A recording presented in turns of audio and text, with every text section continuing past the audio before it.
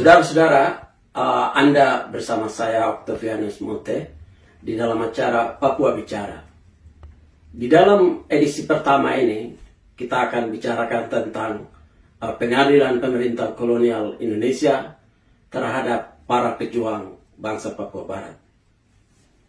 Kita pahami dalam akhir tahun yang lalu terjadi gerakan perlawanan dari bangsa Indonesia, bangsa Papua pada Indonesia, di mana banyak sekali tahanan politik, ada kurang lebih 90 orang yang saat ini ditahan. Dan di dalam minggu ini kita menyaksikan minggu-minggu awal dari bulan Januari ini, pengadilan sudah digelar di Jakarta, kemudian di Kalimantan dan di Papua. Ini adalah kesempatan yang baik untuk menyaksikan sebuah pengadilan politik dari sebuah pemerintahan kolonial terhadap daerah yang dijajah. Apa buktinya sehingga saya kategorikan pengadilan yang sedang berjalan ini pengadilan kolonial? Kita lihat misalnya di Jayapura, di mana BAP yang disusun itu adalah rekayasa di bawah tekanan, sehingga ketika para tim pembela lawyer membuktikan itu, akhirnya BAP itu dicabut. Polisi mengakui dan karena yang ditarget adalah orang yang sama sekali tidak ada kaitannya, ataupun diciptakan atau dicari kasus yang lain sehingga orang itu ditangkap. Di dalam pengadilan di Jayapura misalnya, ketika Philip Karma memberikan kesaksian tentang terlibatnya ketua LMA Jayapura yang ikut memimpin menyerang orang-orang Papua, mengusir orang Papua dari gunung, dari wilayah Jayapura, orang ini tidak pernah dimasukkan di dalam BAP. Oleh karena itu, maka pelaku daripada kejahatan yang melakukan pembakaran tidak disidangkan. Yang disidangkan adalah anak-anak aktivis yang memang sudah ditarget.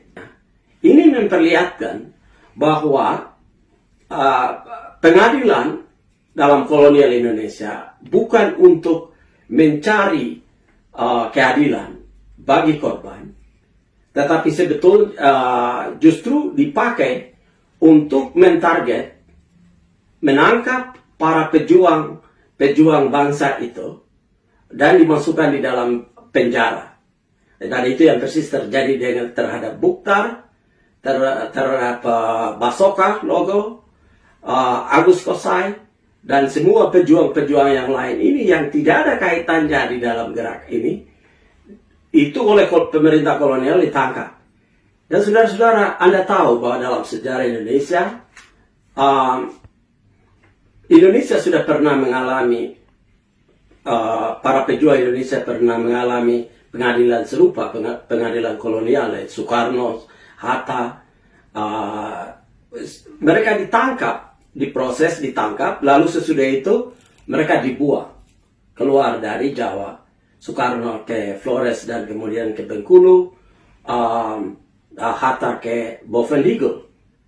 Jadi apa yang sedang Indonesia lakukan adalah persis apa yang pernah kolonial Belanda lakukan. Yang bedanya memang adalah Belanda melakukan pengadilan secara mengikuti proses hukum. Dan sampai akhirnya terbukti, dan karena dia anggap sebagai ideologi, maka dia dibuang. Oleh Indonesia, mereka lakukan itu kriminalisasi. Dalam acara hari ini kita berkesempatan untuk berkomunikasi dengan Pendeta Suar Budaya Rahadian yang mendampingi para pejuang politik dari Papua Barat di dalam menghadapi pengadilan kolonial di Indonesia. Oleh karena itu, saya akan berbincang-bincang dengan beliau yang pada saat ini berada di Jakarta. Pak Pendeta, saya ucapkan terima kasih Bapak sudah bersedia untuk mendampingi para pejuang politik, dan barangkali Bapak bisa share kepada pendengar kami bagaimana sampai Bapak mulai terlibat di dalam mendampingi para pejuang dari Papua ini. Terima kasih banyak Pak Moten, kesempatan bisa berbincang. Saya Pendeta Suar Budaya Radian. Sehari-hari saya adalah pastor di Gereja Reform Baptis di Jakarta Pusat, di Salemba. Papua menjadi bagian penting dalam perjalanan gereja kami. Sebetulnya belum terlalu lama, itu baru 2017. Meskipun secara pribadi banyak juga orang Papua yang ada di gereja kami, tapi percakapannya benar-benar serius untuk membahas Papua baru dimulai kurang lebih 2 tahun lebih yang lalu, dalam rangka waktu itu momen peringatan 500 tahun Reformasi Protestan. Ya, saat itu kami berbicara isu Papua melampaui percakapan sekedar pelanggaran HAM. Itu penting, pelanggaran HAM, tapi kami melihat ada masalah yang lebih krusial, yaitu isu politik di Papua dan bagaimana sejarah Papua itu berintegrasi dengan Indonesia. Nah, kami menemukan di sana ada kelompok-kelompok yang nggak paham tentang isu itu.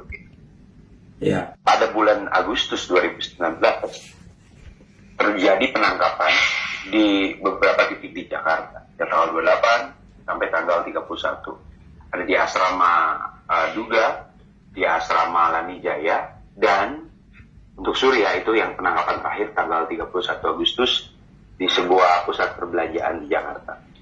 Nah, penangkapan-penangkapan ini dilakukan secara terlihat sporadis, tapi sebenarnya tidak, karena setelah aksi menentang rasisme yang terjadi di Surabaya itu, muncul pernyataan-pernyataan dari tokoh-tokoh politik di Indonesia di berbagai media begini. Baru kali ini dalam sejarah NKRI ada bendera bintang kejora yang dikibarkan di depan Istana Negara. Presiden harus bertindak. Nah, lalu tanggal 28 itu Kapolri waktu itu Pak Tito Karnavian kan merespon, ya kami akan menangkap orang-orang itu, menindak tegas gitu ya. Kalau tidak salah itu orang yang pertama mempermasalahkan tuh Ketua MPR periode lalu Pak Zulkifli waktu itu. Nah, ternyata betul Pak Tito bukan cuma bicara, dan memang betul sejak beliau bilang di media itu karena ada penangkapan. Dan penangkapan ini semua disangkutkan dengan satu pasal yang sama, itu pasal makar. Karena mereka dianggap mereka mengibarkan bendera bintang kejora di depan Istana Negara di Jalan Medan Merdeka Barat, dan itu dianggap memenuhi kriteria anslag atau makar. Nah, orang-orang yang ditangkap ini, khususnya Surya, itu menghubungi saya secara pribadi pada waktu itu, keluarganya, untuk bagaimana nih proses ini harus kita hadapi, karena mereka sama sekali tidak menyangka bahwa aksi demonstrasi yang damai ini akan disangkut pautkan dengan pasal makar. Sebab ini aksinya juga kultural ya, ada kemudian Papua ditampilkan dan ada nyanyian dan sebagainya.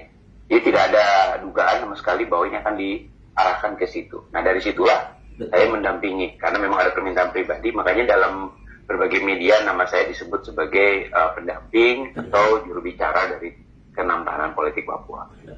Kurang lebih begitu sih kenapa saya terlibat. Baik Pak Pendeta, terima kasih. Pertanyaan berikutnya Pak Pendeta, bagaimana Bapak menilai tentang seluruh persiapan dari kasus persidangan ini terhadap para pejuang Papua ini? Dengan persidangan yang terjadi, khususnya kita bicara kasus yang pertama itu kasus ke-6 tahanan politik Papua ya. Betul. Dari gaya besar itu kami pertama-tama dari pihak keluarga dan pengacara ingin membuktikan bahwa satu proses penangkapannya ini tidak sah. Maka itu kami sempat mengajukan pra peradilan pada bulan November 2019 lalu, walaupun kami kalah. Tapi kekalahan kami di proses pra peradilan itu tidak disanggah dengan argumentasi yang rasional, lebih karena itu ada tekanan politik menurut saya. Ya, karena yang kami ajukan adalah begini. Dari 6 orang itu, 3 orang ditahan tanpa menunjukkan surat penangkapan.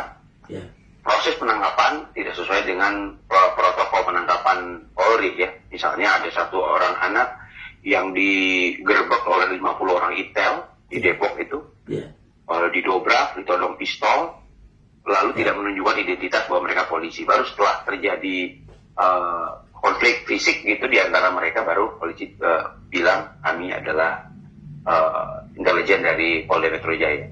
Nah, itu kan memang menyalahi aturan. Sudah itu ada juga tindakan-tindakan rasisme yang dilakukan. Itu untuk penangkapan di tempat di asrama Duga waktu itu. Dia perempuan, dua orang perempuan yang ditangkap. Itu diseret keluar dari kamar mandi sebelum mereka sempat berpakaian. Lalu salah seorang polwan mengatakan, kamu orang Papua memang tidak biasa pakai baju, jadi ikut saja kami dengan polisi dengan apa yang ada.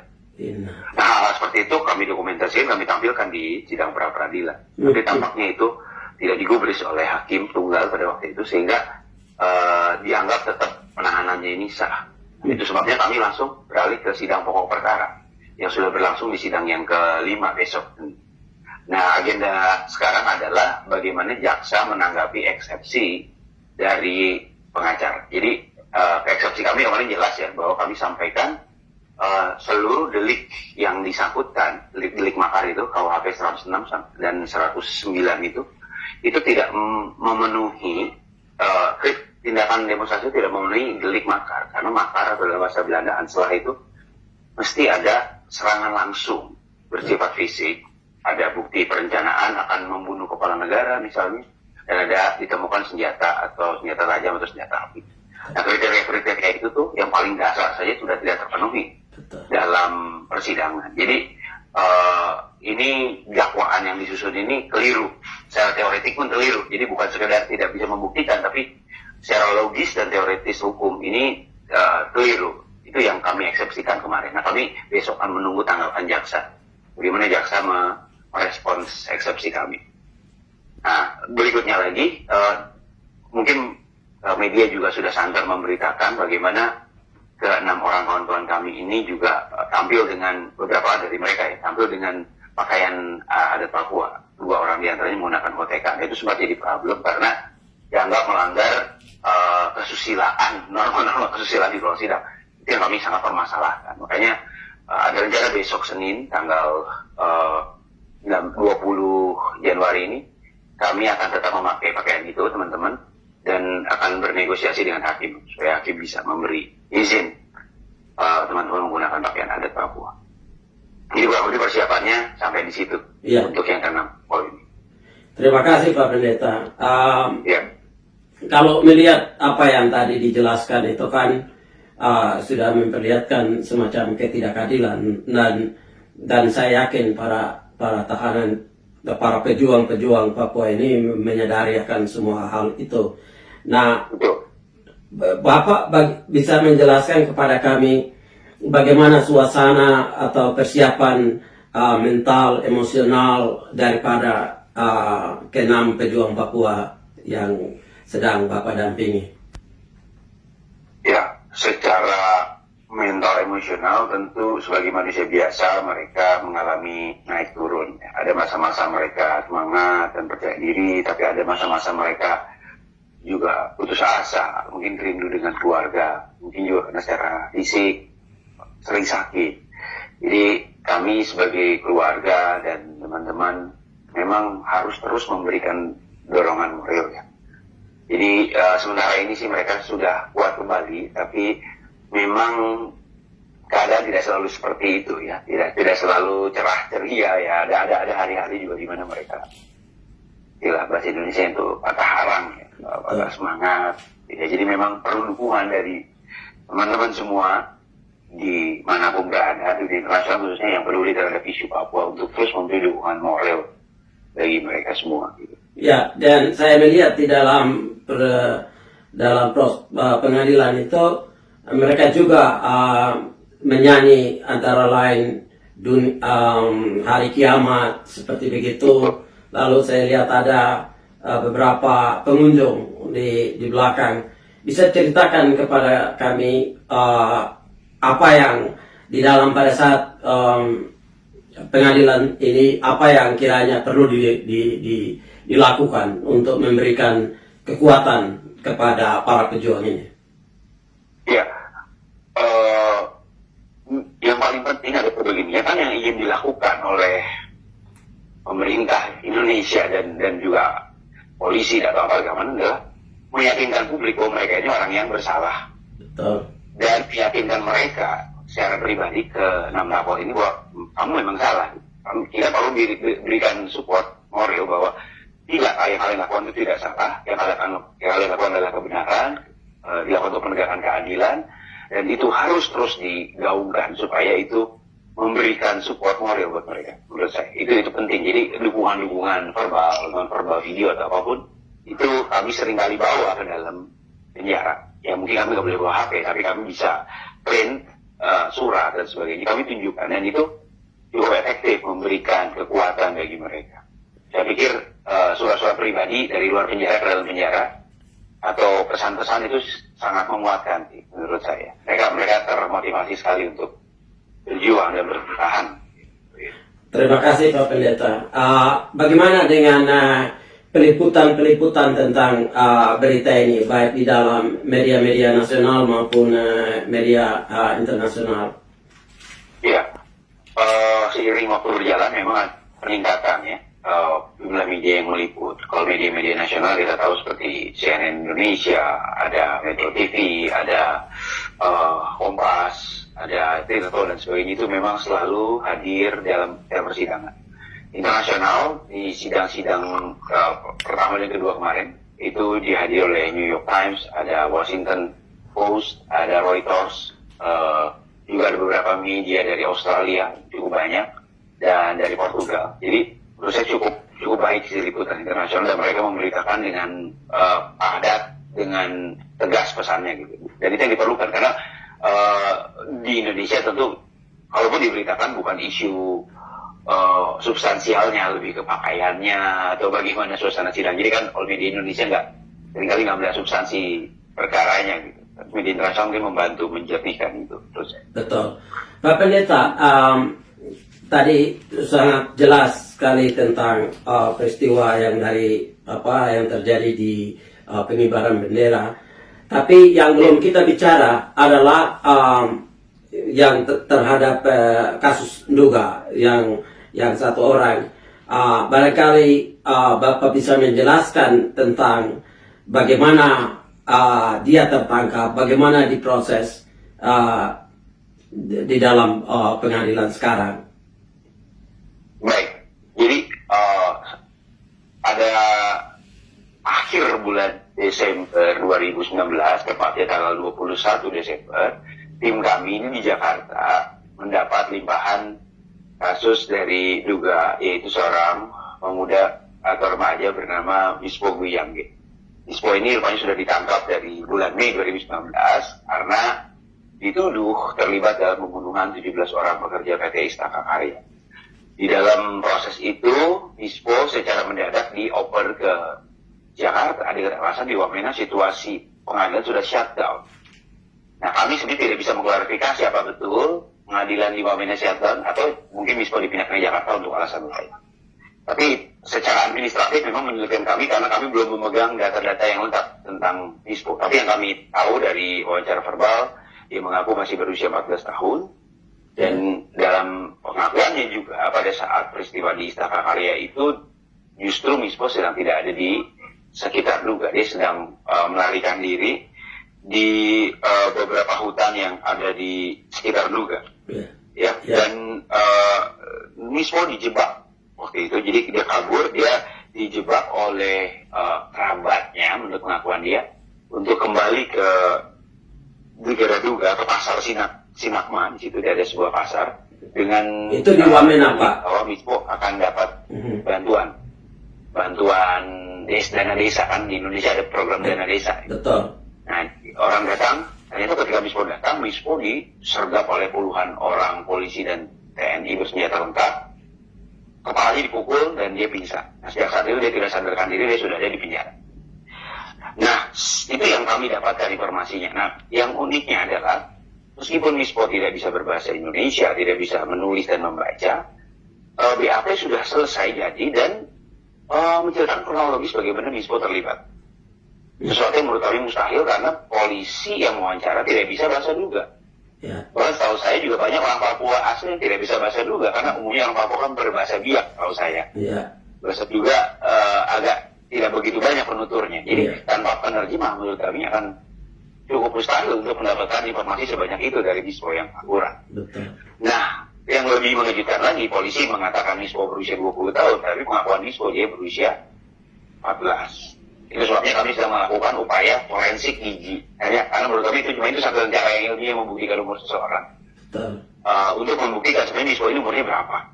Nah, Betul. kurang lebih kerumitan-kerumitan itu yang terjadi. Belum lagi ancaman hukuman mati yang menanti. Gitu. Jadi, itu. Nah, yang paling penting, ini yang unik kasus Mispo. Kasus Mispo ini tidak seperti kasus ke-6 tahanan politik lain yang relatif bisa mudah diakses oleh media. Ya. Kasus Mispo ini masih sulit diakses, padahal kasusnya sudah dari tahun lalu kan. Betul. Bahkan ketika sudah tiba di Jakarta pun wartawan hadir tapi tidak bisa banyak, hakim pun melarang melakukan rekaman video streaming. Itu agak berbeda dengan kasus Surya. Kalau di Facebook saya kan saya selalu streaming kan pengadilan itu, tapi kasus Mispo itu tidak boleh. Jadi ini yang kami mengalami cukup kesulitan karena informasi tentang dia sangat terbatas, akses untuk meliput pun dibatasi. Seperti itu. Apakah di dalam proses pengadilan itu juga didampingi oleh penterjemah yang bahasa Duga? Iya, kami akhirnya meminta salah satu keluarga Kapol yang 6 ini, jadi ada Alina Lopebere, itu punya adik, itu yang diajukan sebagai penerjemah. Karena yang kami kenal cuma beliau yang bisa menerjemahkan. Jadi akhirnya ada. Dan satu orang lagi laki-laki yang baru datang juga yang akan menerjemahkan. Seperti itu. Jadi satu hal tadi pendeta katakan bahwa pada saat peristiwa terjadi Mispo tidak ada di tempat itu. Itu pengakuannya. Mispo tidak di tempat itu. Itu yang paling penting. Dia tidak hadir, dia tidak tahu. Dan ini yang luar biasa Pak, dalam dakwaan ini kan berlapis.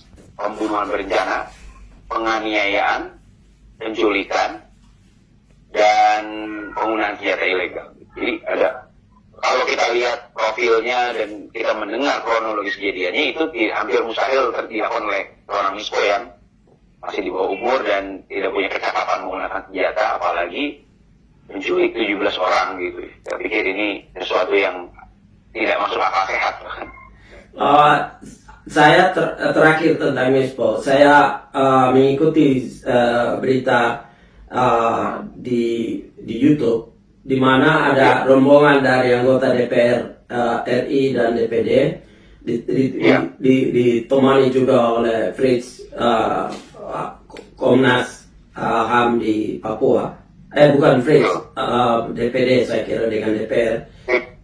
Ya. Itu mereka menjumpai beliau dan mereka memberi kesaksian bahwa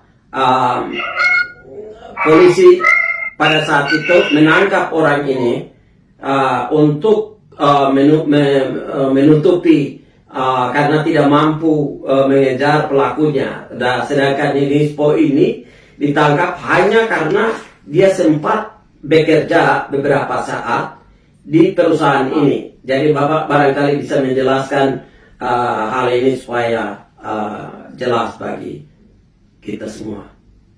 Ya, jadi betul minggu lalu saya pun hadir di acara itu karena saya dihubungi untuk mendampingi. Jadi ada anggota DPD RI dan PDPR di Papua, ada juga MPR RI yang hadir untuk menjenguk Mispo dan ingin memastikan situasinya seperti apa.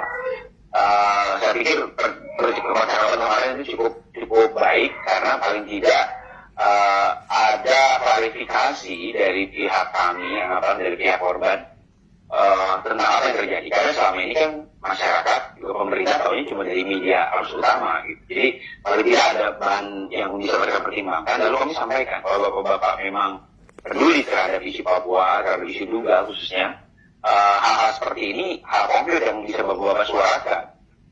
Bahwa ada proses-proses yang keliru, dan meskipun legislatif gitu ya tidak bisa mencampuri urusan yudikatif, tapi paling tidak secara pesan bisa ada tekanan politik keluar bahwa ini kasus harus diinvestigasi lebih mendalam, ada proses-proses yang harus dirunut kembali, nggak bisa dibiarkan karena ini tidak main-main, ancamannya hukuman mati.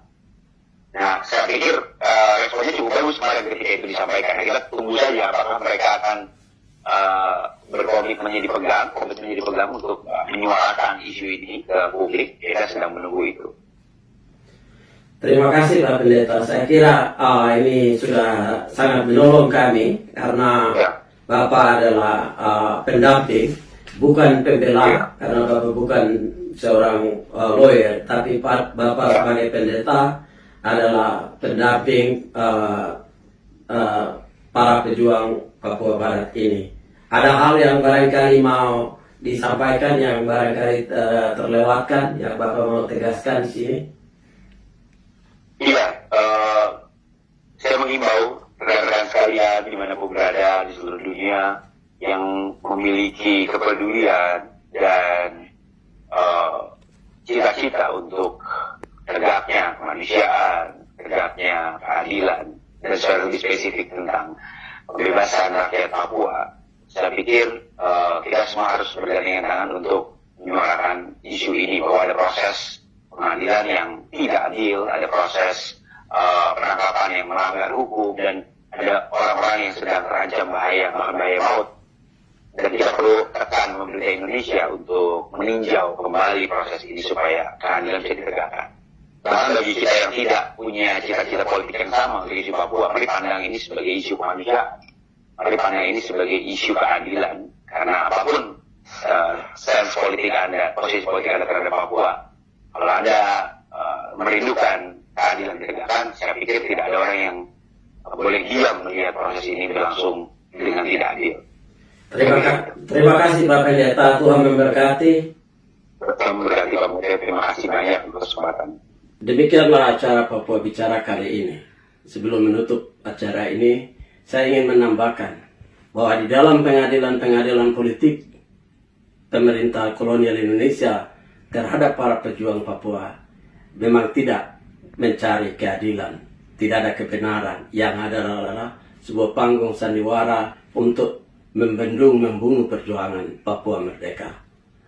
Oleh karena itu, saya mau menghimbau agar mari kita memberikan suatu dukungan solidaritas, karena yang mereka lakukan adalah mereka hadapi pengadilan ini dengan gagah perkasa sebagai pejuang yang memperjuangkan keadilan dan kebenaran.